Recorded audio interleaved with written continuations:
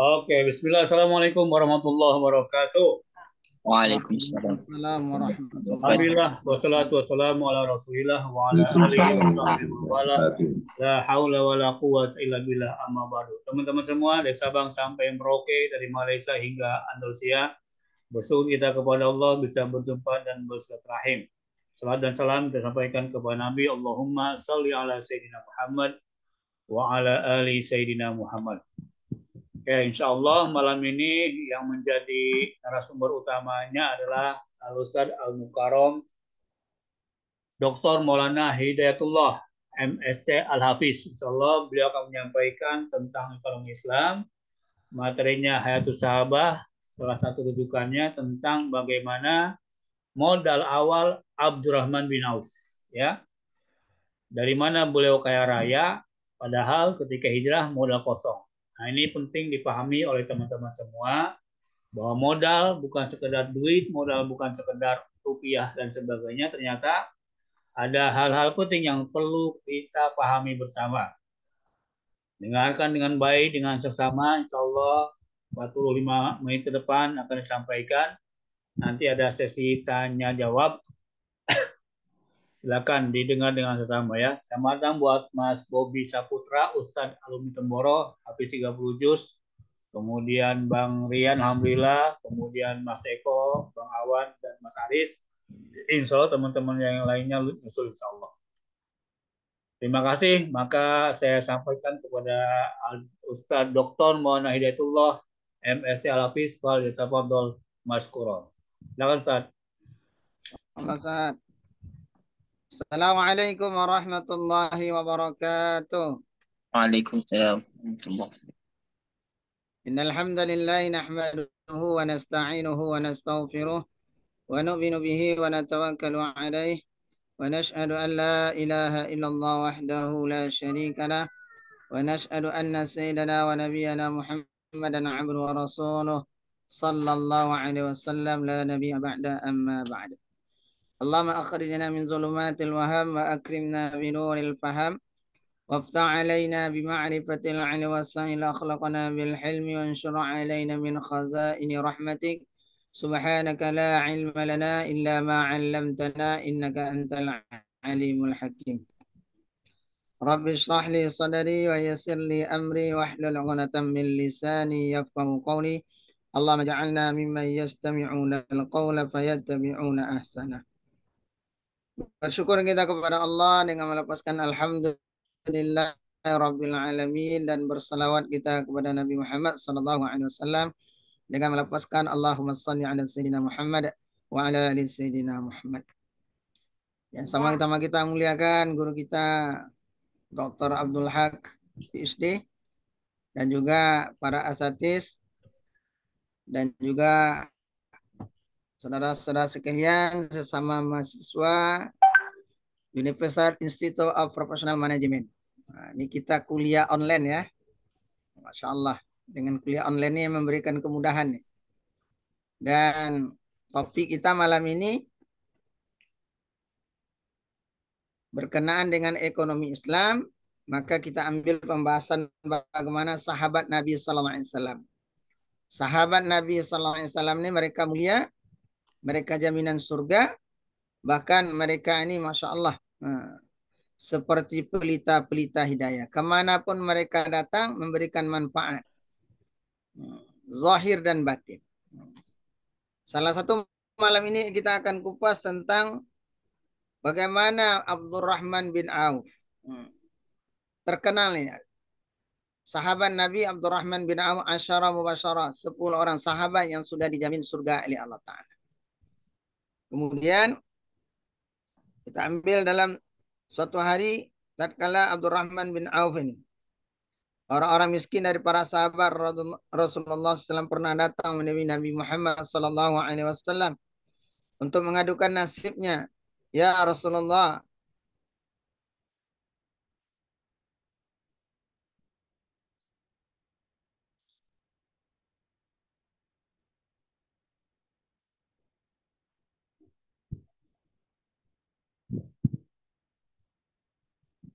harta berlimpah bisa mendapat. Dan mereka berpuasa setelah kami berpuasa, tapi mereka memiliki kelebihan harta yang mereka gunakan untuk menunaikan ibadah haji.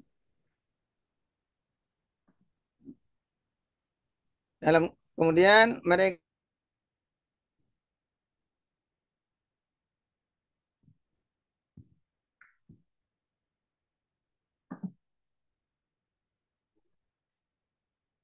memiliki harta. Ini kan tatkala kecemburuan sahabat saya, mereka diberikan amalan oleh Nabi. Tatkala itu mereka sama juga dengan sahabat-sahabat yang miskin, orang-orang kaya pun mereka seperti itu juga, menjaga amal-amal sehingga cemburulah sahabat-sahabat yang lain. Kemudian apa modal awal Abdurrahman bin Auf? Kenapa dia menjadi kaya raya? Kalau kita ambil. Padahal Abdurrahman bin Auf ini sahabat muhajir yang berhijrah daripada Mekah ke Madinah. Bahkan Abdurrahman bin Auf ini meninggalkan seluruh hartanya tatkala dia hijrah ke Madinah. Maka modal Abdurrahman bin Auf, apa modal Abdurrahman bin Auf? Ayah. Pertama, dia yakin kepada Allah yang Maha Kaya. Abdurrahman bin Auf ini meyakini Allah Maha Kaya. Maka sudah sepantas dan sewajarnya meminta kepada yang Maha Kaya. Hari ini kita terbalik. Kepada Allah tidak minta, kita kepada selain Allah minta hari ini. Ini keyakinan yang rusak. Rela menghinakan diri di hadapan manusia, tetapi tidak mau merendahkan diri di hadapan Allah Ta'ala.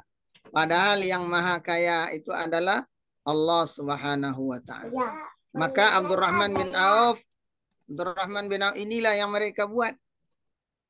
Pertama kali dia dasarkan karena dia berjuang bersama Nabi sallallahu alaihi wasallam dari Mekah ke Madinah, berhijrah, memeluk Islam dengan penuh pengorbanan, timbul iman di dalam hatinya, keyakinan yang sempurna kepada Allah, karena dia Allah Ta'ala yang Maha Kaya Raya. Yang kedua, Allah berikan karunia badan dan pikiran yang sehat. Maka badan dan pikiran yang sehat itu dia gunakan untuk ketaatan kepada Allah Ta'ala.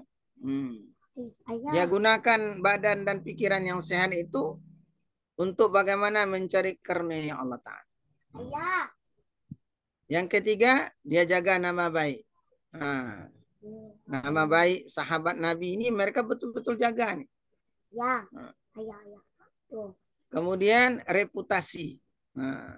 Segala nama baik dijaga, kemudian reputasi ini jaga juga. Kemudian Abdurrahman bin Auf ini senantiasa buat relasi yang luas. Bergabung dengan setiap orang, berjumpa dengan setiap orang, kemudian mereka memanfaatkan potensi masing-masing, ta'awun. Mereka punya sifat ta'awun, saling tolong menolong. Orang kaya dia relasi juga, orang miskin dia juga punya relasi. Sehingga setiap kalangan dia punya relasi. Kemudian sifat sahabat Abdurrahman bin Auf, mereka sidik, senantiasa jujur, berkata benar. Kemudian tatkala dipercaya dia amanah. Kalau dia berdagang dia jujur. Modal sekian, jual sekian. Kemudian tatkala dia sudah jualan itu, maka dia punya sifat amanah. Tidak mengecewakan pembeli. Beli yang ini mutunya begini, harganya segini. Dikirim seperti itu. Kemudian sifat fatona, cerdas. Sahabat ini cerdas memanfaatkan sesuatu. Sehingga ada satu kisah saya baca juga tentang Abdurrahman bin Auf. Abdurrahman bin Auf kalau dia megang batu, ya Allah jadikanlah ini emas dan perak. Dia manfaatkan. Punya sifat tabligh, menyampaikan. Kemudian di dalam perdagangan Abdurrahman bin Auf punya sifat, maka dia menghindarkan perdagangannya daripada riba. Maka inilah keyakinan sahabat Nabi. Kalau ini sifat-sifat ini wujud di dalam diri kita hari ini. Setiap pedagang, setiap umat Islam hari ini. Punya yakin kepada Allah yang Maha Kaya. Dan badan pikiran yang sehat. Dia jaga nama baik dan reputasinya. Dia punya relasi yang luas. Dia punya sifat sidib, amanah, fatanah, tablik, dan dalam perdagangannya tanpa riba, Masya Allah. Maka Allah Ta'ala akan berikan kemuliaan kepada umat Islam hari ini. Maka inilah pertama kali Nabi SAW tatkala orang muhajirin hijrah daripada Mekah ke Madinah, maka tempat yang pertama kali Nabi bangun itu adalah masjid. Nabi persaudarakan antara muhajirin dan ansar. Tunggu bentar, sebentar. Ya, sama aja. Letak. Sama aja. Maka modal awalnya Nabi persaudarakan antara muhajirin dan ansar. Orang muhajirin hijrah daripada Mekah ke Madinah, dan orang ansar orang tempatan. Nah, maka tempat yang pertama Nabi bentuk adalah masjid. Nabi kumpulkan orang Islam ke masjid, kemudian Nabi kumpulkan mereka setelah di masjid, maka Nabi juga bangun pasar. Masjid dia bangun, pasar dia bangun. Orang sudah bisa taat hari ini. Orang sudah bisa ibadah. Orang sudah bisa sholat. Tetapi untuk kehidupan, maka dibangunlah oleh Nabi pasar. Coba kita pikir hari ini. Kalau satu kampung, satu tempat kita, satu masjid kita ada 200 orang. Yang masuk masjid itu setiap satu sholat. 200 orang kali 5 kali sholat. Masya Allah.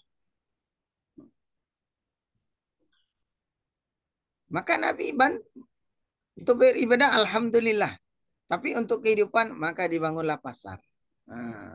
Sehingga manusia ini bisa berusaha untuk memberikan kehidupan mereka. Maka sehingga sahabat-sahabat nih. Sehingga Abdurrahman dia kata sungguh. Karena pandai dia menangkap peluangnya. Sungguh kulihat diriku sehingga aku mengangkat batu. Niscaya aku temukan di bawahnya emas dan perak. Jadi Abdurrahman bin Auf tatkala awal-awal datang ke Madinah, maka Nabi persaudarakan antara muhajirin dan ansar. Abdurrahman bin Auf ini dipersaudarakan dengan Sa'ad bin Rabi. Sehingga di dalam Hayatus Sahabah ini dia ceritakan awal mula keberadaan persaudaraan antara muhajirin dan ansar. Imam Ahmad meriwayatkan dari Anas radhiallahu anhu ketika Abdurrahman bin Auf datang ke Madinah. Ia dipersaudarakan oleh Rasulullah SAW dengan Sa'ad bin Rabi Al-Ansari. Sa'ad berkata, wahai saudaraku, aku adalah, dia cerita kepada Abdurrahman, wahai saudaraku, aku adalah penduduk Madinah yang paling kaya. Pilihlah separuh dari hartaku dan ambillah.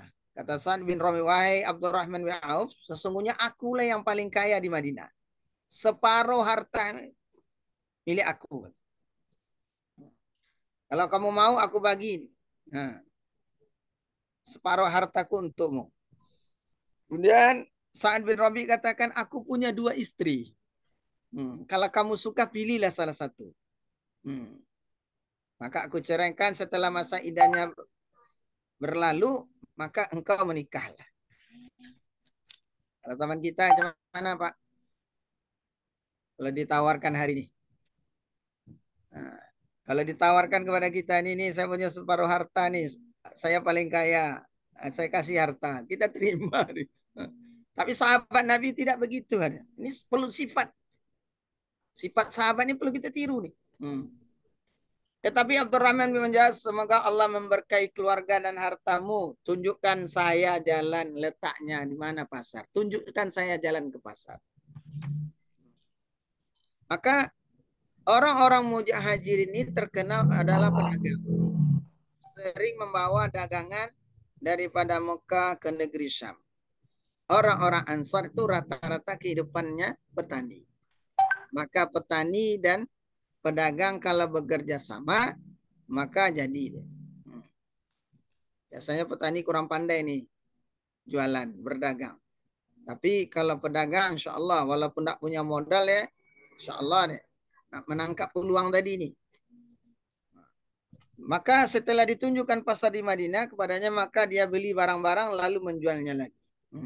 Sehingga dia mendapatkan keuntungan dari hasil jual beli itu. Dan dia juga mendatangkan keju dan sapi. Karena dia sering berdagang kemana-mana. Jadi ketika dia berdagang suatu tempat, barang dari Mekah dia bawa. Kemudian dari tempat yang dia datang ke negeri Syam, dibawanya ke Madinah.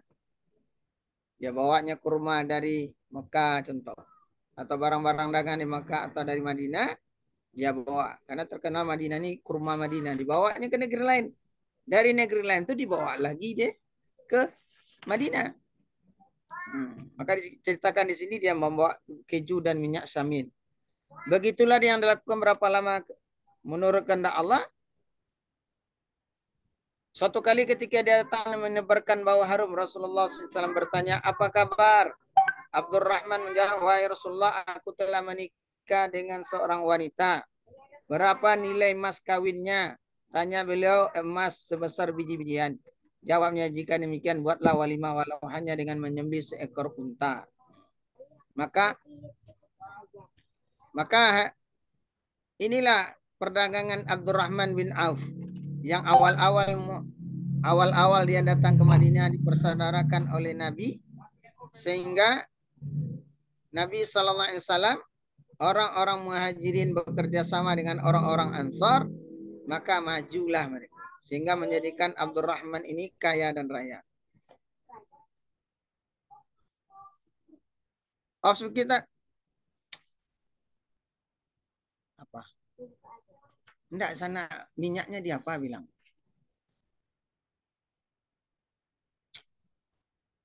Bilang nah, minyaknya di tempat angah.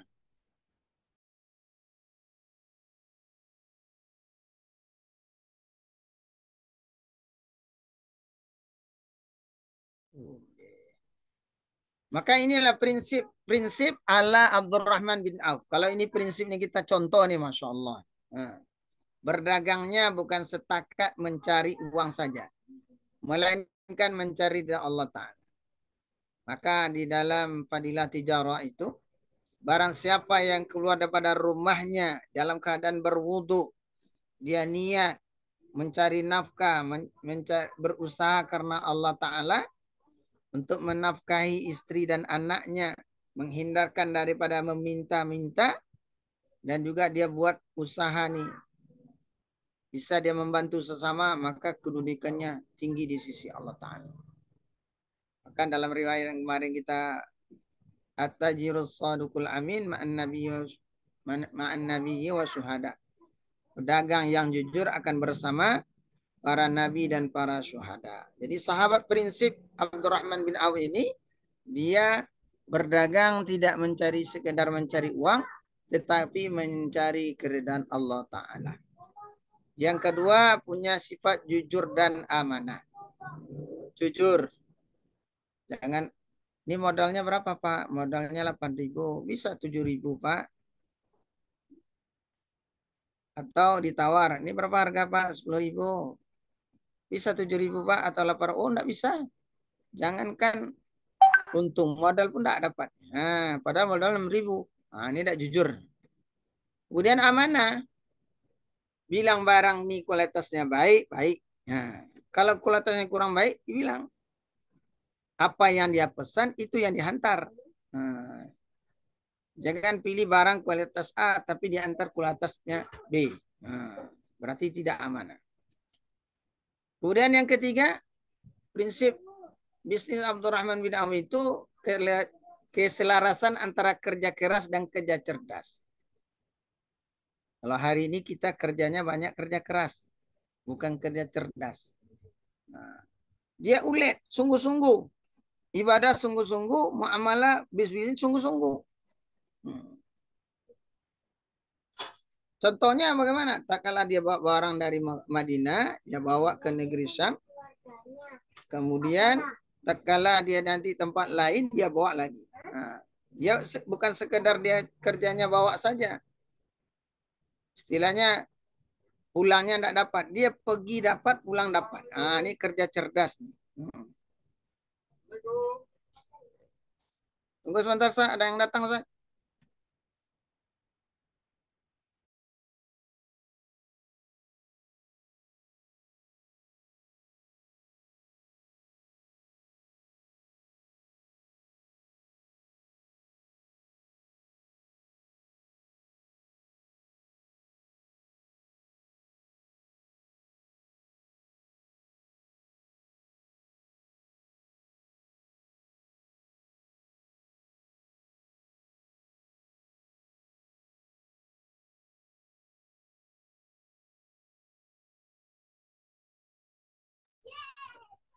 Nih maaf nih, Masya Allah. Masuk pula nih. Lagi kuliah, masuk pula dagangnya. Cocok kali kuliah ini. Orang datang pula nih, nawarkan dagang nih. Beli minyak. Tadi beli ekor racing pula. Ya Allah, maaf nih, terganggu kuliahnya. Nah, ini nampaknya kerja keras dengan kerja cerdas masuk nih. Masya Allah. Nah. Kemudian yang keempat, dia berdagang dengan harta yang halal lagi bersih. Nah, ini Abdurrahman bin Auf. Hartanya dengan cara yang halal. Kemudian bersih. Nah. Kemudian tatkala Allah berikan nikmat harta, maka Abdurrahman rajin bersyukur. Sehingga diceritakan bagaimana pembagian harta Abdurrahman bin Auf. Di dalam hadits sahabat diceritakan pembagian harta Abdurrahman bin Auf diriwayatkan oleh Hakim dari Ummu Bakar binti Al-Miswar bahwa Abdurrahman bin Auf radhiyallahu anhu telah menjual sebidang tanah kepunyaan dengan harga 40.000 dinar. 40.000 dinar. 1 dinar lebih kurang 4 juta lebih. Uang yang dikali 40.000. Nah, kalikan aja tuh. 4 juta kali 40.000. 4 juta nolnya 6. 40.000 nolnya 4. Nah, 4 kali 4 16. Nah, tambah nolnya 10. Nah, berapa tuh? 16 miliar. Uang yang diperolehnya itu dibagi-bagikan di kalangan Bani Zuhra, kaum muslimin yang fakir, orang-orang muhajirin dan istri-istri Nabi Muhammad SAW. Ia mengirim seorang utusan kepada Aisyah radhiallahu anha dengan membawa harta itu untuk diberikan kepadanya. Maka Aisyah radhiallahu anha berkata, siapakah yang mengirim harta ini? Aku menjawab Abdurrahman bin Auf radhiallahu anhu. Kemudian utusan itu menceritakan kisah penjualan tanah Abdurrahman bin Auf. Masya Allah. 16 miliar Pak. Masya Allah. Diberikan kepada istri Nabi. Diberikan Bani Zurah, Bani Abdurrahman bin Auf. Dan kaum muslimin yang fakir. Dan orang-orang muhajirin. Masya Allah. Harta banyak tapi digunakan untuk kemaslahatan orang Islam. Semua mendapatkan manfaat daripada hartanya. Maka tak heran Abdurrahman bin Auf semakin banyak diinfakkan hartanya, semakin Allah berikan tambahan hartanya. Sehingga dalam hal itu sahabat diceritakan, suatu ketika terjadi gemuruh di kota Madinah. Terjadi gemuruh di kota Madinah itu, lantas Aisyah bertanya, ada apa nih? Apakah terjadi gempa? Bertanya kepada Rasulullah SAW. Maka kata Nabi SAW, tidak. Itu udah hasil perniagaan Abdurrahman bin Auf. Nah, hasil dari perniagaan Abdurrahman bin Auf itu, maka dia sedekahkan, dia infakkan di jalan Allah Ta'ala. Masya Allah. Mudah-mudahan di akhir zaman ini banyak lahir Abdurrahman bin Auf berikutnya. Nah, kemudian Abdurrahman ini, Masya Allah, Allah berikan karunia harta, bukan dia tumpuk-tumpuk. Jadi harta yang Allah berikan kepadanya, dia gunakan untuk kemaslahatan. Dia merdekakan budak, dia bantu fakir miskin, bantu tentara-tentara Islam yang mau berjuang di jalan Allah Ta'ala. Sehingga dalam perang Tabuk itu, perbekalan kaum muslimin itu ditanggung oleh Abdurrahman bin Auf.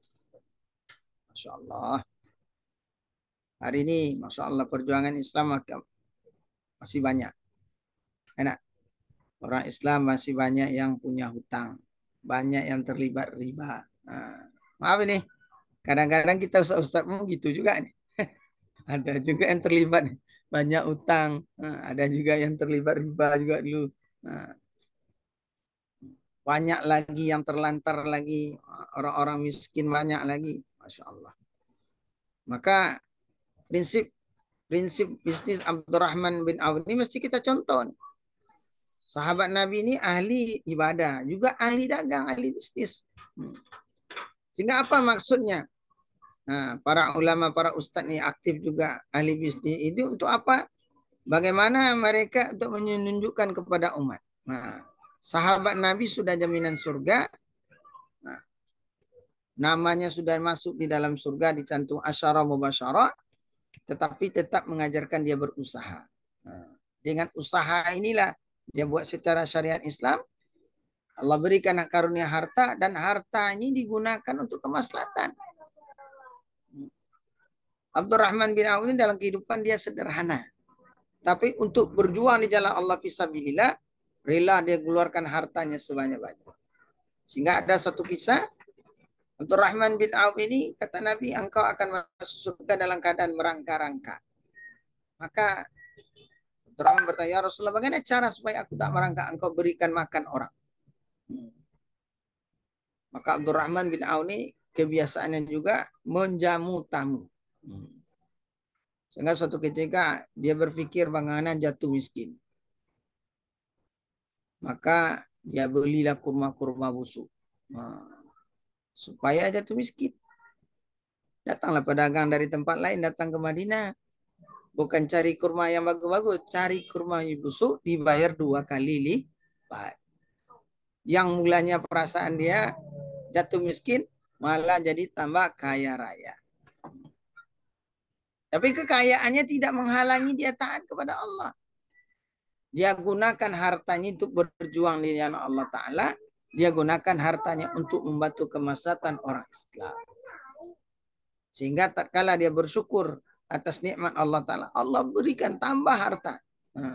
Dah habis-habis. Sekarang pertanyaan bagaimana dengan kita hari ini?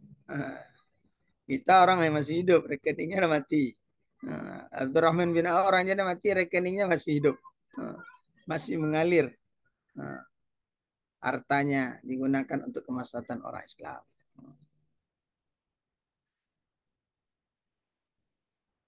Kemudian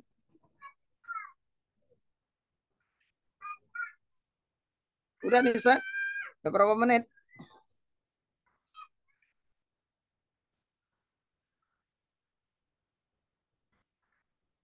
Banyak kisah lagi ya tentang Abdurrahman bin Auf, kedermawanan beliau. Masya Allah. Nah, yang hari ini patut kita tiru juga. Cuma dalam ayat sahabat ini lengkap nih. Coba saya bacakan aja terjemah tadi. Nah.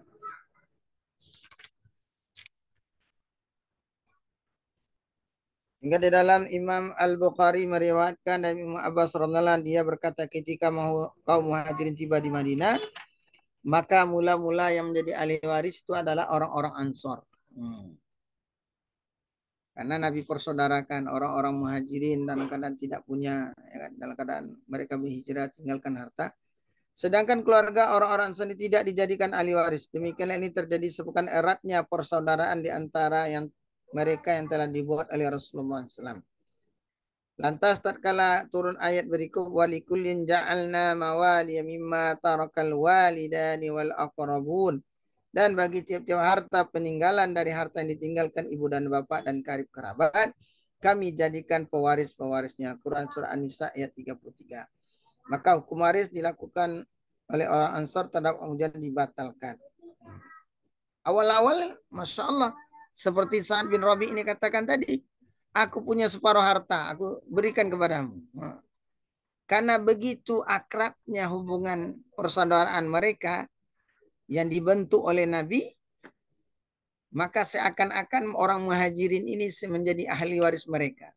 Tapi tatkala turun ayat tadi, barulah dibatalkan hukum waris. Maka mereka saling bekerja sama. Mereka hidupkan bisnis. Bisnis secara syariah. Mereka bangun pasar sehingga orang-orang yang di pasar diajarkan cara syariat. Bagaimana cara berjualan, cara berdagang, cara sewa menyewa, hutang piutang. Sehingga zaman Khalifah Umar itu, jangan kalian berdagang di pasar kami sebelum dia belajar bab muamalah, cara jual beli. Maka begitu juga, kalau ini prinsip sahabat Nabi, kita contoh saja. Kita praktekkan di dalam kehidupan ini, Masya Allah, akan makmur negeri kita. Kami di Riau kemarin ketika Ramadan itu, Ada namanya Kadir, Kado Dai Riau. Pendapatan Basnas tahun ini lebih kurang 39 miliar. Untuk Riau nih, 39 miliar. Tapi kalau kita tengok keadaan masyarakatnya, Masya Allah. Masih banyak di bawah, jauh di bawah garis kemiskinan. Gak usah kita tanya yang jauh-jauh. Ustaz kita ini masih banyak yang belum punya rumah. Ya, belum punya penghasilan mapan. Maka caranya dengan kita berdagang. Maka Nabi bangun masjid, bangun pasar. Dan insya Allah kalau kita berdagang dengan cara sahabat Nabi, mereka sudah menjadi contoh teladan kita, acuan kita. Mereka adalah ahlus surga. Maka insya Allah perdagangan kita sedikit demi sedikit akan maju. Dapat harta bukan untuk memperkaya diri, dapat harta untuk menunaikan harta itu sebagai syariat. Maka Abdurrahman bin Auf ini Masya Allah menjadi contoh teladan bagi kita di dalam kehidupan dan juga menjadi contoh teladan bagi kita pelaku bisnis. Karena datang dari Mekah dalam keadaan tidak punya apa-apa, tetapi karena Allah berikan kemuliaan, dia bekerja keras. Dia tidak mau tangan di bawah terus. Dia ingin tangan di atas. Padahal mau aja deh, dikasih separuh, terima kan, nyantai deh. Tapi Abdurrahman tidak mau. Prinsip nih namanya. Yang pertama tidak mau berhutang budi dengan orang. Yang kedua dia yakin, selagi Allah berikan sehat badan saya, pikiran saya, selagi saya ada mau, maka ada jalan. Ada kemauan, ada jalan. Tidak ada kemauan 1000 alasan. Maka peluang terbaik, maka dia berdagang. 9/10 rezeki dari dagang. Maka dia berdagang. Padahal tidak ada modal. Maka dia bangun relasi. Dia bangun relasi dulu. Bahasa kita silaturahmi dengan penjual-penjual. Silaturahmi dengan petani-petani. Cuman apa kalau saya bawa dengan Bapak? Cuman apa kalau saya jualkan punya Bapak? Bagi hasil kah? Atau saya jadi bekerja dengan Bapak dulu? Atau saya bawa barang Bapak, berapa modalnya? Atau untungnya kita bagi 2. Relasi penting. Kemudian tatkala dia berdagang dalam keadaan jujur dan amanah. Barangnya baik, dikitakan baik. Barangnya tidak baik, kurang mutunya. Kalau yang baik harganya sekian, yang kurang ini Pak. Kemudian apa permintaan orang dia tunaikan. Mintanya A kasih A, mintanya B kasih B. Kemudian kalau dia berdagang, dia bukan satu item dia pikir saja. Oh kalau saya nanti bawa dagangan ke sana, ya seperti kita juga lah.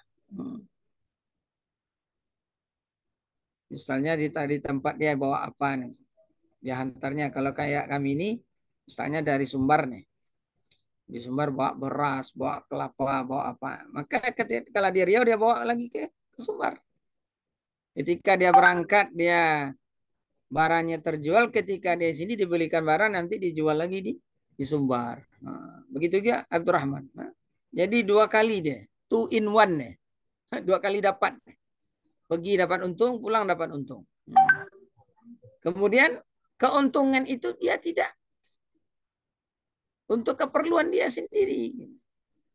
Seperti tadi, seluruh hasil perniagaannya itu diinfakkan untuk kaum muslimin. Masya Allah. Kalau ini aja lah, nggak usah kita banyak-banyak.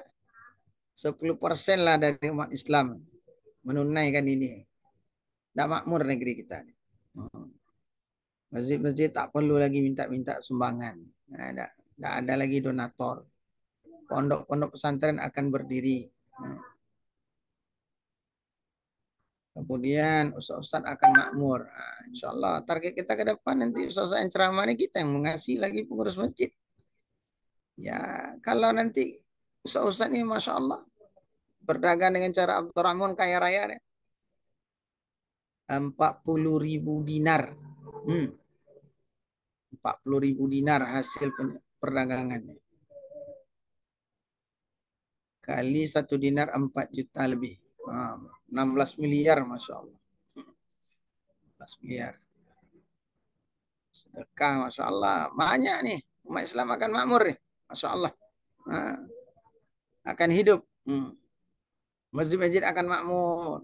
Madrasah akan makmur. Kemudian para alim ulama akan makmur. Masyarakat yang akan terbantu.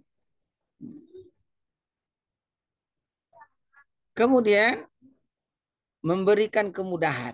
Nah, sahabat Nabi itu dia berdagang tuh bukan untuk cari untung memperkaya diri. Nah, tapi bagaimana dengan dia berdagang terhindar dari meminta-minta, minta bantu sesama, dan juga yang terlebih penting lagi dia berdagang itu adalah untuk Allah Ta'ala ridha dengan kehidupannya.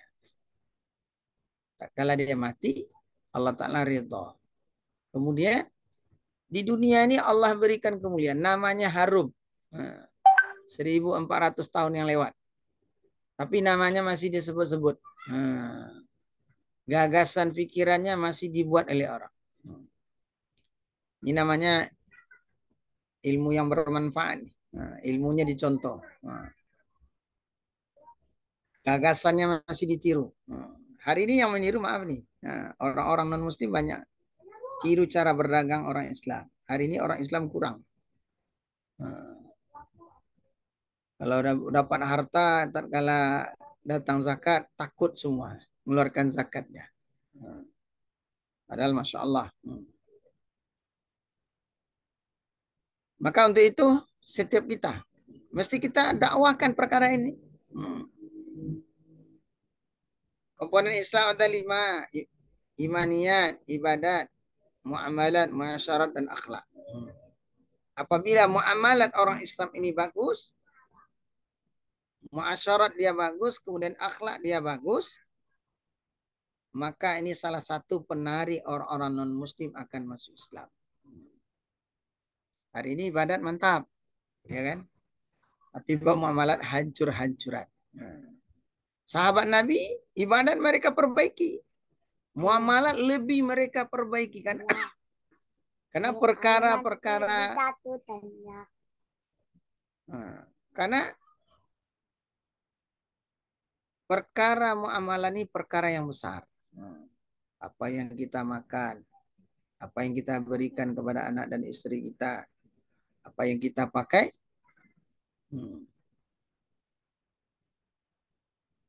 akan mempengaruhi hati dan tubuh kita. Kemudian dalam berdagang mereka jaga nama. Nama sangat penting. Jangan kita maaf. Nama ada tercoreng. Bagaimana dagangan kita akan laku? Maka menjaga nama sangat penting. Reputasinya penting dijaga. Nama dan reputasinya penting dijaga. Kalau ada tercoreng sekali, itu sudah gagal. Kemudian bagaimana sahabat Nabi ini suka silaturahmi. Hari ini silaturahmi juga kita tapi lewat media.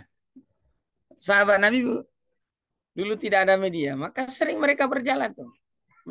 Dari satu kampung ke kampung. Berjumpa dengan kepala suku, berjumpa dengan orang-orang kaya, berjumpa dengan pedagang, orang-orang miskin, orang-orang lemah. Mereka membina. Relasi mereka muat. Setiap tempat ada.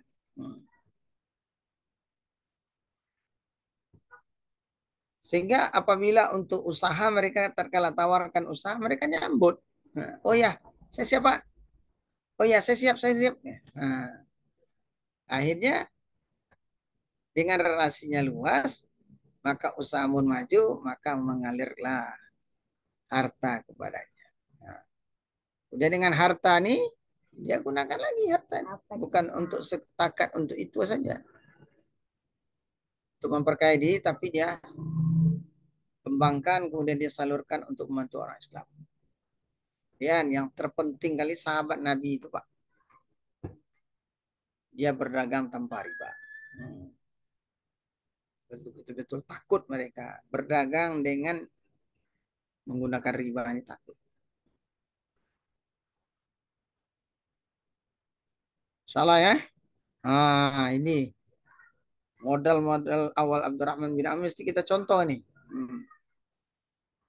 Perlu ini jadi setiap pedagang nih ada mindset ini. Hafal nih, yakin kepada Allah yang Maha Kaya, badan dan pikiran yang sehat, nama baik dan reputasi, relasi yang luas, punya sifat sidi, amanah, potona dan tabligh, kemudian tanpa riba. Dan kita nih, bagi kita nih, yang kuliah ekonomi Islam nih sangat penting nih, dan juga para ustaz asatiz sangat penting nih untuk kita dakwakan dimanapun kita berada, sehingga akan mewarnai dan akan membuka juga mindset pertama para pedagang, masyarakat kita. Bagaimana loh, ini loh sahabat Nabi yang pedagang kaya raya masuk surga. Kenapa? Karena dia berdagang dengan Allah Ta'ala. Dia jalankan syariat yang diperintahkan Allah sebagaimana contohkan oleh Rasulullah Sallallahu Alaihi Wasallam. Maka begitu juga kita hari ini. Kalau ini jalanlah, Masya Allah, akan timbul sakinah, mawaddah, warahmah kepada kita. Islam ini akan kembali jaya. Teman sahabat Nabi itu Masya Allah. Tak ada orang miskin jadi. Orang miskin disantuni. Sehingga sahabat Nabi itu kalau ada 7 hari tamu tak datang ke rumahnya, maka dia bersedih. Kebiasaan mereka ini menjamu tamu. Bahkan mereka senang kalau tamu itu berdatangan. Mereka jamu. Sehingga ada satu kabilah datang ke Madinah itu. Mereka begitu terkesan. Dijambut dengan senyuman, di istiqbal. Setelah jamu, diberikan tempat. Setelah berikan tempat, diberikan pelayanan. Setelah berikan pelayanan, baru ditanya maksud kedatangan. Apa maksud kedatangan itu? Untuk belajar. Diajarkan agama, tatkala pulang ke kampungnya, diberikan disangoni, diberikan ongkos pulang. Sehingga tak kala mereka kembali ke tempat mereka, maka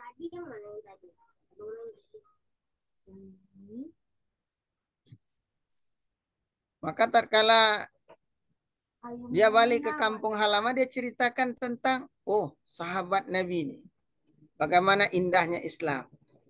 Kami datang, kemudian dijamu, diberikan tempat yang baik, diajarkan agama, tatkala pulang diberikan ongkos pulang. Kenapa sahabat Nabi bisa begini? Karena mereka Allah berikan usaha. Kayak tadi Abdurrahman bin Auf, seluruh perbekalan dia bantu. Dia bantu orang-orang miskin, dia bantu orang yang belajar. Dari mana dia dapat harta? Maka dia dapat harta dari perdagangan. Karena dia yakin Nabi SAW bersabda 9/10 itu harta dari rezeki itu dari perdagangan. Maka dia berdagang dengan cara Nabi. Berjualan. Yakin kalau saya buat usaha pasti Allah berikan rezeki. Setelah Allah berikan rezeki, maka dia gunakan rezeki lagi. Diinfakkannya, dia sedekahkan. Dia bersyukur atas nikmat Allah. Tatkala diinfakkan sedekah, maka bukan tambah kurang. Bukan hartanya bertambah kurang, malah berlebih-lebih. Sehingga Nabi sabdakan, wahai Abdurrahman, kenapa engkau begitu lambat dekat kepadaku? Apakah Abdurrahman tidak pandai berdiri? Tidak pandai berjalan? Pandai. Tapi Abdurrahman ini saking banyak harta.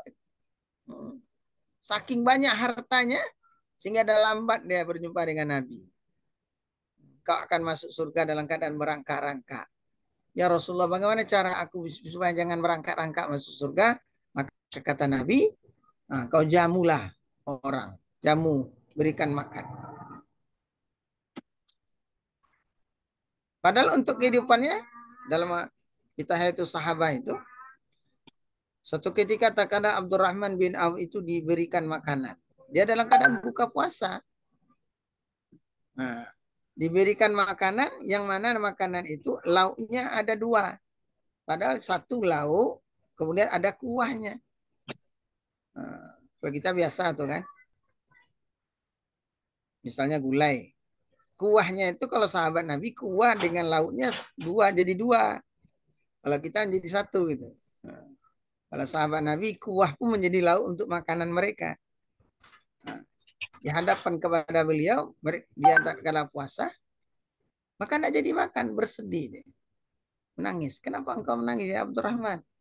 Seandainya makanan ini makanan yang terbaik, mungkin sudah dimakan oleh Nabi SAW. Tapi Nabi tidak makan makanan. Sedih. Tidak jadi makan. Untuk kehidupannya dia sederhana. Tetapi untuk perjuangan agama, dia korbankan hartanya. Nah, ini mindset ini mesti ada dalam setiap pedagang. Kalau mindset yakin, harta milik Allah, Allah berikan kepada saya titipan, maka saya dikeluarkan di jalan Allah Ta'ala.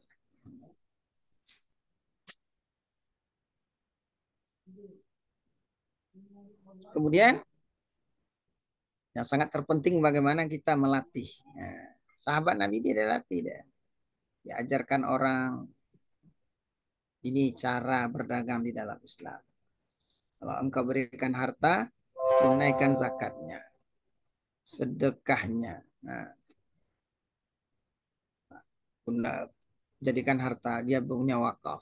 Nah, banyak untuk kemaslahatan. Gimana, San? Cukup? Ya cukup. Itu ada Pak Profesor tuh hadir, Ya. Profesor Agustin, Masya Allah. Sagan lo, ah. Iya. Tenggelam ilmu kita kalau depan Profesor. Ya Pak Prof, gimana? Apa nih Masya Allah? Telat kasih kirim linknya. Sehat Prof?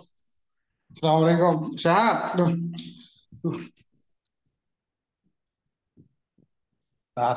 Udah masuk ya. Sudah masuk. Cuma tinggal videonya aja. Video ini. Teman-teman yang bisa buka layarnya silakan buka. Nah, saya juga buka nih Insya Allah. Nah, Pak Prof, alhamdulillah. Mas Eko, Mas Bobi. Jam 8.30 kita tadi udah mulai, alhamdulillah. Yang Pak Dr. Dayat menyampaikan tentang Abdurrahman bin Auf, dari mana kaya rayanya. Alhamdulillah jelaskan dalilnya, ayatnya, kisah-kisah sahabatnya, alhamdulillah. Ya, bisa mulai ya. Ya, selamat Prof. Bismillahirrahmanirrahim. Assalamualaikum warahmatullahi wabarakatuh. Waalaikumsalam warahmatullahi wabarakatuh. Alhamdulillah. Alhamdulillahi rabbil alamin. Wa bihi nasta'inu ala umuri dunya wad din. Wassalatu wassalamu ala asyrafil anbiya'i wal mursalin. Sayyidina Muhammadin wa ala alihi wa sahbihi ajma'in. Amma ba'd. Alhamdulillah, kita panjatkan bersyukur kepada Allah Subhanahu wa taala yang mana pada malam hari ini kita ditakdirkan kembali untuk dapat bersilaturahim dalam rangka kita akan membicarakan masalah muamalah. Mobil khusus kita akan membicarakan masalah ekonomi Islam. Salawat dan salam kita aturkan kepada junjungan Nabi kita Nabi besar Muhammad sallallahu alaihi wasallam serta keluarganya, sahabat-sahabatnya, para tabi'in wa tabi'un, para pengikutnya yang setia melaksanakan sunnahnya. Insya Allah kita akan mendapatkan syafaat dari beliau. Amin ya rabbal alamin. Makasih Pak Abdul Haq yang telah memimpin. Ya, harusnya ini sudah naik makom ya. Harusnya Dr. Dayat BSTMS ini yang harus jadi moderator ya. Ya, kan? Sudah mulai Pak Prof, alhamdulillah. Nah, jadi sudah sudah apa namanya, saya dengar kajiannya sudah harus naik makom itu ya, insya Allah. Jadi saya lihat pesertanya, alhamdulillah ada 12 orang. Jadi mohon maaf, 2 pekan tidak bisa memberikan kajian karena beberapa hal. Ini juga terlambat masuk karena baru ada Zoom dengan beberapa profesor, insya Allah ya. Jadi alhamdulillah. Jadi para teman-teman pada sehat semua di sana? Sehat? Ya, alhamdulillah. Alhamdulillah pada sehat semua, barakallah. Nah, jadi kalau kita lihat tadi itu bagaimana para sahabat itu, ya kan, Utsman bin Affan yang kaya-kaya itu, ya kan, Abdurrahman bin Auf yang kaya raya itu, yang ditakdirkan oleh Allah itu tidak bisa miskin. Barakallah. Nah, ini ajaran-ajaran kita yang katakan universal gitu ya. Nah, hari ini saya berikan slide, mungkin itu sudah dibagi itu. Jadi bagaimana sih ekonomi Islam itu ya dari pandangan seorang pakar marketing internasional namanya Pak Hermawan Kartawijaya. Nah, ekonomi Islam itu indah dan adil. Bayangkan dengan pengaruh daripada sahabat-sahabat Rasulullah itu terus saja, ya kan, akhirnya ya orang non Islam juga mengakui karena itu sifatnya ekonomi Islam itu adil dan indah, ya kan. Nah, bagaimana? Jadi menurut pakar ini ya, guru marketing sudah berapa lama bergaul dengan praktisi keuangan syariah. Ia mulai pasti mengatakan ajaran Islam itu sebagai rahmatan lil alamin. Ini kita kaji dari luar Islam, ya kan? Jadi beliau itu beragama Katolik. Jadi Hermawan ini malah berniat ikut dalam mengembangkan nilai marketing Islam. Bayangkan orang Katolik, ya kalau Katolik ini ya dekat-dekat lah dengan Islam, sudah bedanya aja sedikit aja. Ya, dia berpaham itu Bunda Maria ya. Nah, padahal kalau kita lihat dari segi muamalahnya ya sudah sama itu. Ya. Jadi di luar agama Islam, salah satu Pak Herman ini beragama Katolik, dia mulai melirik, mengikuti. Nah, berikut ini petikan wawancara saat peluncuran buku Syariah Marketing di Jakarta. Ya, jadi marketing kita itu dalam Islam itu ada 3. Pertama adalah namanya marketing bahlul. Nah, marketing bahlul itu ya semua cara digunakan. Nggak mau tahu dia. Yang penting omset tercapai, ya, dapat closing. Nah, ini bahlul ini semua cara digunakan, ya kan? Nah, yang kedua ada marketing gaul. Nah, marketing gaul ini lebih baik lah sedikit ya. Tetapi dalam marketing gaul ini dia tidak bisa membedakan yang mana yang namanya subhat. Padahal di kita ya subhat juga dilarang. Nah, naik yang namanya marketing syariah. Nah, salah satunya beliau ini meluncurkan buku marketing syariah. Jadi apa tuh marketing syariah? Marketing syariah itu dia klop ya antara perusahaan, antara marketing dan antara produknya. Nah, marketing, bagaimana marketingnya secara syariah itu, bagaimana produknya syariah itu, ya kan? Bagaimana perusahaannya itu harus juga syariah. Nah, ini yang kita, nah, beliau ini pakar di bidang marketing dan bahkan meluncurkan buku marketing syariah. Jadi orang non Islam bikin buku marketing syariah ini wajib dibaca juga ya, sama kita si marketer ya, marketer syariah ini lebih menambah keyakinan kita bahwa Islam itu universal. Nah, beliau mengatakan saat ini sistem ekonomi syariah kembali berkembang menjadi alternatif masyarakat. Beliau masih mengatakan alternatif, ya. bagi masyarakat yang jenuh dengan sistem kapitalis, ya kan, yang mengutamakan kekayaan pribadi berdampak pada tidak meratanya distribusi kekayaan. Beberapa perusahaan yang jeli mulai menyikapi perubahan global yang sedang terjadi dengan menerapkan sistem ekonomi syariah. Larangan terhadap riba bukan hanya baru sejak munculnya agama Islam, melainkan bahkan sudah disebut dalam kitab Injil. Jadi kalau bicara masalah riba, ini sama kita ya dengan Katolik itu ya.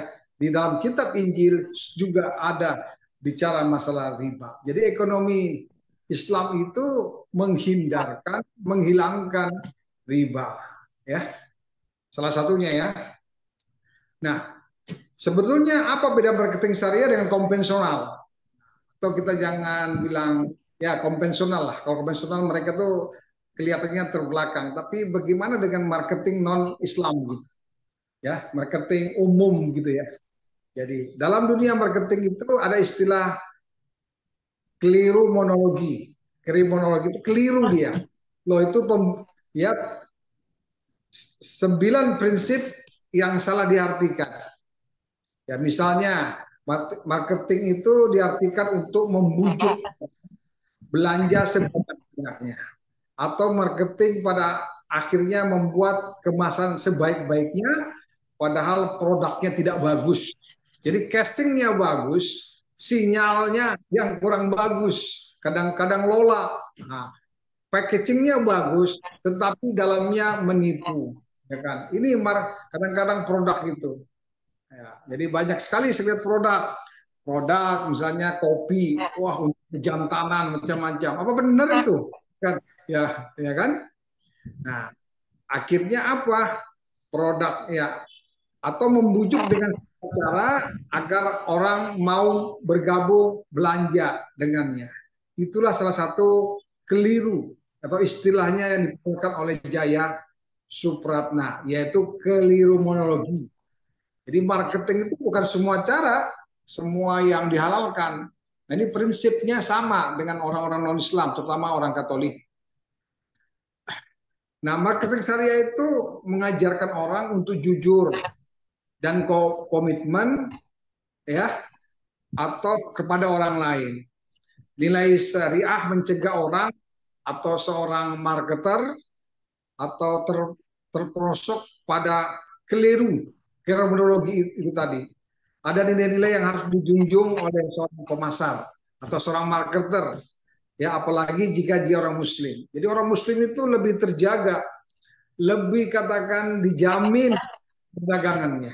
Jadi kalau ada orang Islam berdagangnya tidak jujur, nah berarti dia bukan orang Islam, ya.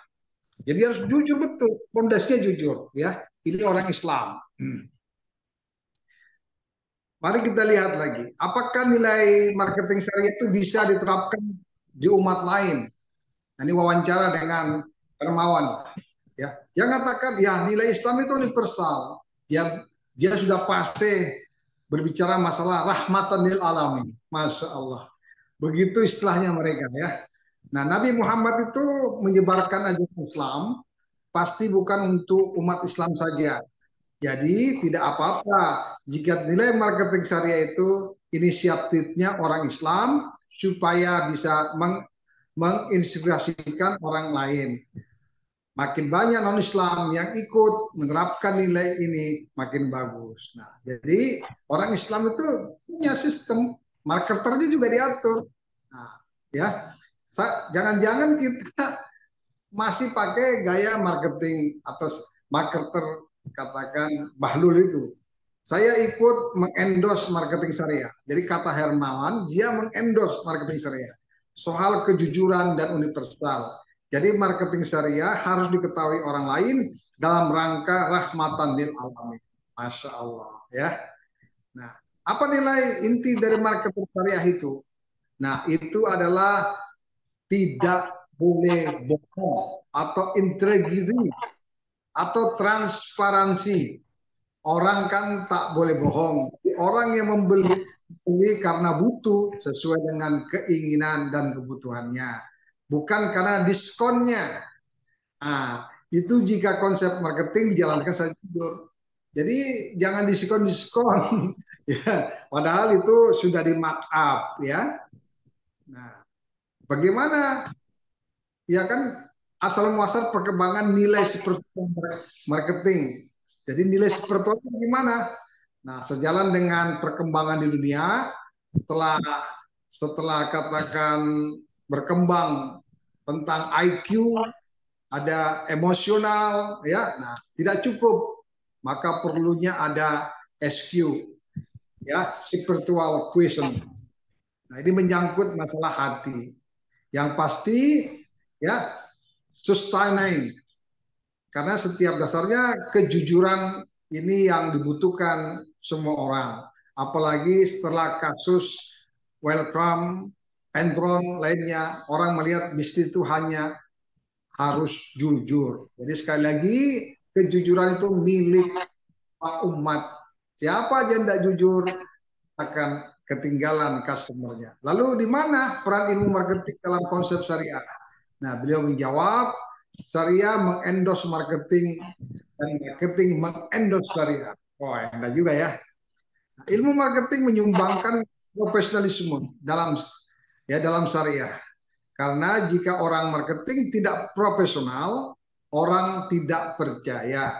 Lihat saja bagaimana investor di Timur Tengah belum mau banyak masuk ke Indonesia, meskipun negara ini populasinya mayoritas Islam, karena mereka tidak yakin dengan profesionalitas kita. Jujur tidak cukup, ya, istilah jujur aja tidak cukup, tapi ditambah dengan profesional. Rasulullah itu profesional, ya. Nah, bagaimana kejujuran dan transparansi diajarkan semua agama? Ya, memang semua agama mengajarkan nilai itu. Tapi jangan lupa, Islam itu rahmatan lil alamin. Jadi ada titik singgung, bahkan lebih baik mencari yang serupa daripada memperkarakan yang berbeda. Jadi disitulah hidup kita damai. Jadi rahmatan lil alaminnya itulah yang membuat kita titik temunya begitu dalam muamalah itu. Karena muamalah itu katakan kebebasan diberikan kepada kita. Lakukan aja selama tidak ada nas yang dilanggarnya. Jadi jangan tunggu sempurna dulu muamalah itu ya. Nah, menurut saya, menurut Kak Hermawan, tak mengapa disebut marketing syariah. Karena mayoritas populasi Indonesia itu Muslim. Jadi nilai syariah tidak kita kedepankan. Masya Allah. Nah, kita mulai di sini. Di Indonesia ada bagusnya jika yang mengendorse itu orang Islam, bukan yang lainnya. Jadi istilahnya itu adalah orang Islam. Nah, setelah nilai spiritual konsep apalagi yang akan membukakan dalam dunia bisnis. Nah, ini di milenium ini orang mencari keseimbangan. Maksudnya orang bisnis itu menjaga kelangsungan alam, tidak merusak lingkungan. Bisnis juga ditujukan untuk menolong sama manusia yang miskin dan bukan menghasilkan keuntungan untuk segelintir orang saja. Nah, bukan main ya. Jadi nilai-nilai ke depan yang akan mengumpulkan sekarang ini, pertemuan para praksi marketing mulai mengarah ke sana. Jadi tidak lagi bicara masalah menguntungkan diri sendiri ya. Berikut, setelah mengenal Islam, apa pendapat saudara tentang nilai yang diajarkan? Ini Hermawan mengatakan Islam agama yang universal dan komprehensif. Wah, ini pengakuan di luar orang non-Islam. Dia mempelajari Islam, tapi dia belum mendapat apa ya? Dia sudah dapat hidayah dia. Nah, cuma belum dapat taufik kali ya. Jadi sudah belajar agama Islam, dia lihat. Jadi dia melihat agama Islam itu universal dan komprehensif. Nah, guide-nya lengkap, artinya manual book-nya lengkap Islam itu ya, bukan hanya katakan awang-awang, tapi ada guide-nya ya, atau kalau kita istilahnya itu dia ada manual book-nya, yaitu Al-Quran dan hadis. ada petunjuk untuk orang berdagang, untuk kepala negara, untuk seorang anak, panglima perang, dan semuanya. Ada diatur lengkap. Jadi Islam itu orang mengakui lengkap. Jadi di dalam manual booknya lengkap gitu. Ya, insya Allah. Nah, di atas semua itu saya melihat, kata Hermawan, Islam itu ajaran yang damai dan indah. Ajaran Islam bisa dipakai semua orang. Itu kesannya Hermawan. Dan mengapa Hermawan mau mempelajari nilai Islam untuk dikembangkan dalam konsep marketing. Nah, sekarang menjadi aktivitas lingkungan, ya, dia diwawancarai oleh Republika. Ya, saya rasa itu dulu ya. Jadi sekali lagi, teman-teman sekalian, jadi kita harus yakin ya bahwa ekonomi Islam itu universal, ya kan? Orang non Islam aja seperti pakar ekonomi, pakar marketing Hermawan Kartajaya yang beragama Katolik, dia mempelajari Islam, bukan dia apa namanya, jangan dia katakan kita paksa masuk Islam, tapi dia mempromosikan Islam itu. Masya Allah. Jadi rahmatannya itu loh. Masalah dia mau masuk Islam itu Allah aja yang menentukan, ya. Tetapi dia mengagumi, mempelajari Islam itu untuk rahmatan lil alamin. Karena di sana ada yang namanya kejujuran, ada namanya profesionalisme. Nah, karena apa? Dunia ini sudah mulai berkembang, tidak hanya keuntungan itu untuk dirinya sendiri, tapi dibagi kepada orang-orang yang membutuhkan. Nah, ini alhamdulillah kalau ini juga sudah bisa dipahami oleh non-Islam, apalagi orang Islam, ya kan? Nah, saya rasa itu dulu pengantar saya supaya menyambung daripada Dr. Dayat, BSc MSI, bagaimana yang di dalam orang Islam sendiri. Tapi ternyata di luar Islam mempelajari juga agama Islam. Demikian pengantar Pak Dr. Abdul Haq. Silakan kita buka diskusi. Ada yang mungkin kita perlu diskusikan. Silakan. Terima kasih buat Pak Profesor Agustin ya. Bagaimana pendapat dari marketing? Pakar marketing yang agamanya non-muslim ternyata mengapresiasi tentang marketing Islam, Masya Allah. Silakan teman-teman, mungkin ada yang mau ditanyakan? Mas Eko, kemudian Pak, ada dari Serang nih. Kang Joni Abdul Jabar dari Serang, Masya Allah. Allah. Ya, jadi Serang ini ya, satu kampung ya. Serang Banten tuh, Serang Banten, pejabat dari Pemprov. Ya, siap. Ya, Assalamualaikum Prof. Waalaikumsalam warahmatullahi wabarakatuh. Saya selalu Prof ya, mantap materinya. Ya. Semoga nanti kita bisa berjumpa di darat, Prof. Alhamdulillah, syukron Pak Joni Abdul Jabbar. Siap, Prof. Lanjut, Prof.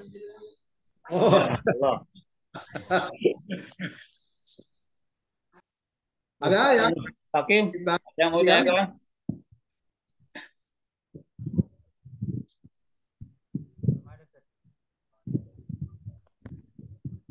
Paham ya, tinggal praktek ya.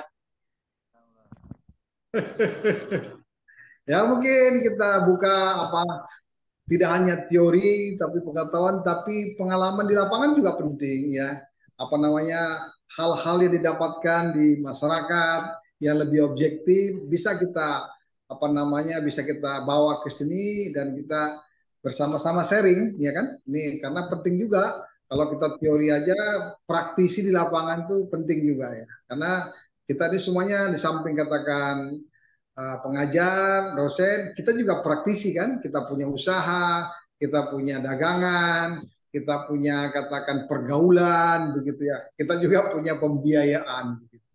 Silakan para teman-teman.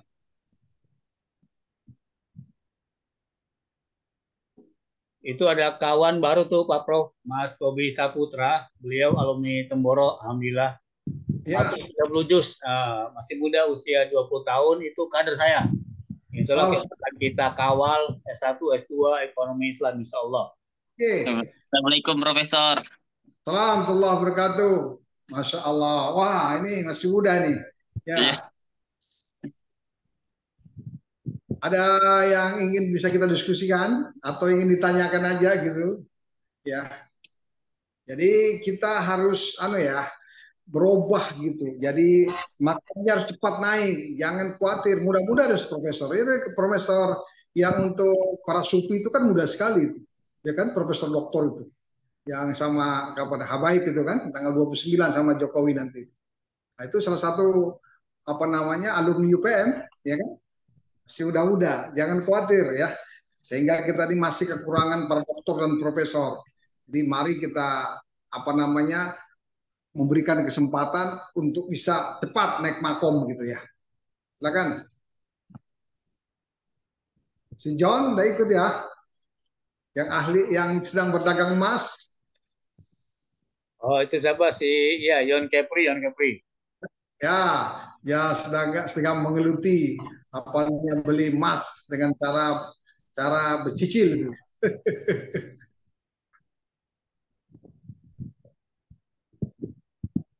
Cukup? Ada lagi kira-kira? Ini di grup nih ada Pak. Siap. Saya ingin buat semacam bantuan atau lembaga untuk membantu orang-orang miskin di kampung. Saya bingung ingin memulai. Gimana cara marketingnya, mengentaskan program yang ingin dibuat membantu orang miskin di kampung. Nah, itu dari Mas Awan. Bagan Batu ini 4 jam dari Pekanbaru, Bro. Siap. Ya jangan bingung. Ya jangan kalau bingung, pegangan jatuh ya. Nah, jadi ya saja. Buatlah program filantropi, data di daerah kamu, di daerah lingkungannya, mungkin di RT, di RW-nya sampai ke tingkat desa atau katakan di tingkat kelurahan. Punya database dulu, berapa fakir miskin yang ada di sana. Ya kan? Berapa orang-orang yang tidak mampu di sana. Setelah itu database-nya, nah inilah bagaimana kita mengentaskan kemiskinan ini supaya katakan berjamaah. Nah, kita perlu yang namanya bikin. Jadi kalau bikin impak zakat itu kan perlu izin dulu ya. Nah, kita bikin aja semakan perkumpulan infak dan sedekah untuk katakan membantu sesama umat Islam. Nah, mulai dari berapa yang kita bisa? Ya, nah itu setelah tahu berapa katakan jumlah orang miskin, anak yatim, orang-orang yang tidak mampu, nah mulai kita lihat penduduknya. Apakah di kelurahan itu berapa jumlah penduduknya? Ya kan? Kalau jumlah penduduknya taruhlah kira-kira ya separohnya yang mampu, bisa enggak dia sedekah satu hari itu Rp2.000. Nah, tapi buat program pemberdayaan. Nah, umat itu sebenarnya tinggal menunggu aja. Kalau bicara masalah infak dan sedekah, ya izinnya tidak terlalu sulit ya. Tapi kalau buat zakat harus ada izinnya gitu. Tapi membuat infak dan sedekah untuk membantu tidak apa-apa. Ya, serasa mulai dari yang kecil dulu, ya kan pemberdayaan. Kan sudah kita lakukan setiap bulan Muharram itu ada santunan. Dari mana? Dari umat juga kan, dari umat. Jadi bikinlah satu proposal, bikinlah suatu katakan paper sehingga itu sebagai dasar kita ya, minta pengesahan dari ketua RT, ketua lingkungan sampai ke lurah dan kecamatan sebagai objeknya begitu. Semuanya fakta-fakta harus dikumpulkan dengan baik. Jadi bagaimana mengoleksinya dana itu, bagaimana membagikannya. Perlu katakan informasi yang jelas. Begitu ya. Nah, serasa mulai dari yang kecil dulu. Oke? Itu Mas Awan ya. Mulai dari yang kecil insya Allah. Alhamdulillah sudah jam 22:01, jam 10 malam. Kayaknya udah pada tewas. Tinggal 5 watt kali deh. Ya, baik. Terima kasih atas waktunya Pak Dr. Abdul. Jadi saya ucapkan terima kasih bisa berbagi, kurang lebihnya mohon maaf. Wabillahi taufiq wal hidayah. Assalamualaikum warahmatullahi wabarakatuh. Waalaikumsalam warahmatullahi wabarakatuh. Oke teman-teman semua, dengan akhirnya dari Pak Profesor Agustin berakhir pula kuliah kita online malam hari ini. Insya Allah jumpa Senin depan ya. Senin depan jam 20.30 dengan materi yang lebih dasar lagi. Terima kasih dari saya, kurang lebih mohon maaf. Assalamualaikum warahmatullahi wabarakatuh. Waalaikumsalam warahmatullahi wabarakatuh. Waalaikumsalam warahmatullahi wabarakatuh. Kang Joni, mau ngopi nggak kita? Di mana ya? Kayak di mana? Orang di Pekanbaru, antum di Serang. Itu. Serang ya. Atuh kumaha ke Malaysia paspor ketinggalan kumaha eta mah. Ya. Nasib. Asif. Iya, jadi gini Kang, ini kuliah S2 Ekonomi Islam. Umum sih S1 dan S2, nanti modul masing-masing diberikan insya Allah.